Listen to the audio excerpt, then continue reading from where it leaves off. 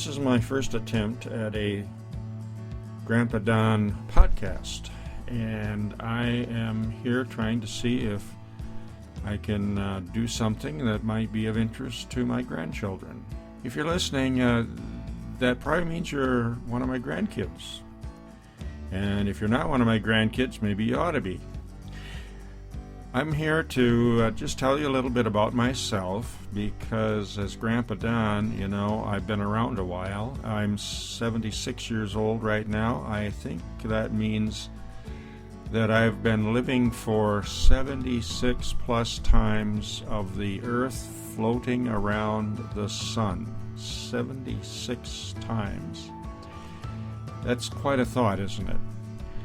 So I've been around a while, and literally around a while.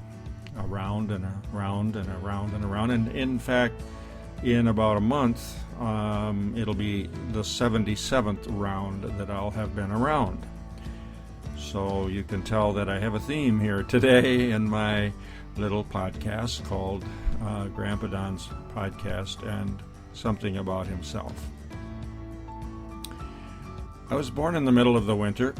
It was in November, and I was born in Sioux Falls, South Dakota, at the hospital there. I've been told, of course I don't remember it, but I've been told, and I was told by my mother, that when I was born, I was not looking very healthy.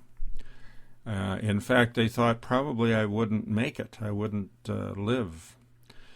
And so the pastor was called, and so 2 days after I was born, the pastor baptized me. I was baptized into the Christian faith at the hospital. And it was on the 24th of November, 2 days after my birth, that the baptism occurred. So I had a start in life that was a little shaky, a little uncertain. I don't know how it happened, but it seems that I did survive. I am still here, and I'm here to tell you about it. So my mother was in the hospital. In those days, if you were having a baby, you were in the hospital for at least a week, and maybe more. And so that was how my life began, as much as I've been told. I was taken home. We lived on a farm. It was a rented farm. I have pictures of the place where I would have lived, but I don't remember it as a child. I was too young. And so one of the stories about my childhood in that house that I don't remember, again, these are stories that my mother told me. The story is that I was sleeping, I'll put it this way, I was missing. My mother was busy, and she was looking around, and I wasn't there. I was a little toddler. I could toddle around and go places, so I was walking. And so she got very excited, and both her and my father started to look for me. And there was a little slough outside of the house, a little low place where there was water, and they were very afraid that I had left the house and was out, searching around and looking around the yard and possibly getting into a place where I could be in really danger. Well, after that excitement, and they couldn't find me, they came back into the house, and they found that I had curled up on the Davenport, and I was sound asleep. So I scared my mother by going to sleep on the Davenport. I don't know if any of you kids have ever done that to your mothers, but I did that to mine, and so I thought you should know that. There was another occasion that was memorable, I understand. My father was in town buying some things, whatever, that he was doing for his farming. My mother was at home cooking, and I was again a little child. And the story is that my mother realized that there was a fire in the chimney of the house. If you don't clean the chimneys and the soot from the fires builds up inside the chimney, and you start another fire for your stove, which is what my mother was using, the heat and the flame of the stove can start the soot that's up there in the chimney on fire. And so fires in chimneys were a big danger. And that's what happened on that particular day, I was told. And so my mother called on the telephone, which was one of those big boxes that hung on the wall and you had to crank it. We have one in my house here that you probably have seen that is just a shell of what it looked like. Of course, the electronics for the calling isn't in it.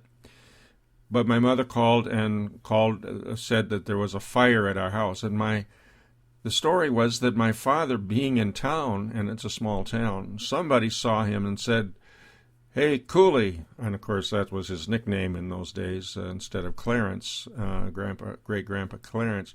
He was called Cooley. "Hey, Cooley," he said, "somebody said your house is on fire. You probably better get home." And so he did. And thankfully, the fire department had come out, and whatever they did, I guess they saved the house and it wasn't burned down.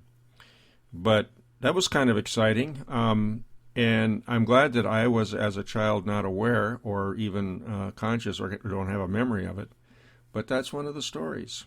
So I'm telling you stories that were told to me about some things that happened when I was a little kid that I don't even remember. I guess that's one of the funny things about being a child, isn't it? That when you're really, really little, you do things, of course, and you learn things, and we all see that in each other. If you have little children around you, you'll see how they do, and you can know that you were like that once too, don't you? You realize that you were trying to figure out what happened when things get dropped, and you looked around and you tried things and you put everything in your mouth that you could find, and it's that kind of part of life. You're just a little kid, but you don't 5 years later remember doing that. It's an interesting thing, isn't it? Well, that's the way it was with me, of course, too, and I didn't remember when I was a little kid some of these things, but I got told that's what happened. Well, at some point or another, I don't remember exactly the year, but my parents bought a farm. And that's the place that I grew up on and remember most of my life up until I graduated from high school and ended up going to college. My parents were still on the farm when I was in college. And then I went on to the seminary, which was another 4 years of education.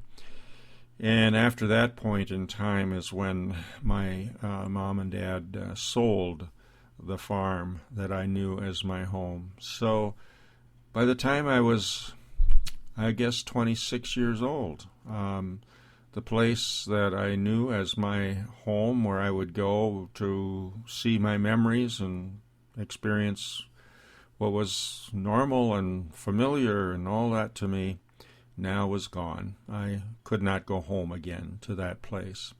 I think some of you kids probably would remember something like that in your lives, and I know that many of you lived in different places at different times, and so you might have some things to share with each other about what you remember when you were little and what house you remember and what was home to you at that time. The funny thing about going back home, I think, or to a place where you grew up as a little kid and haven't been for a long time, is that you realize how small the house was compared to what you imagined that it was when you were little. Because when you're little, a house looks pretty big, doesn't it? I had that experience when I went back to see my grandfather, his house when I was a little older. And that was a grandfather that we called our old grandpa. He was out in the middle of South Dakota, outside of a little town in a very remote place called Holabird, South Dakota. Of course, that farm is no longer there. The house was moved in the barn, and all of the things that were part of that life and homestead is gone. But I do have a picture of it that I have hanging in my house, and a picture that my mother took, as I was told. It was she that took the picture. And so that picture of the house is the image that I have to remind myself of how things looked way back when I was little and when we visited my old grandpa. So those are some stories that I wanted to tell you, and on this podcast I hope that gives you some idea a little bit about what it was like for me when I was little. There's other things I'll tell you in another podcast, but at least gives you something to know, and I hope you enjoyed this. I hope you've had a good day, and whenever you're watching, or I always say watching, don't I? Whenever you're listening to this, whatever time it is, I hope these stories have reminded you of some things about what you like and what you remember as you were little. So have a good day. Thanks for listening.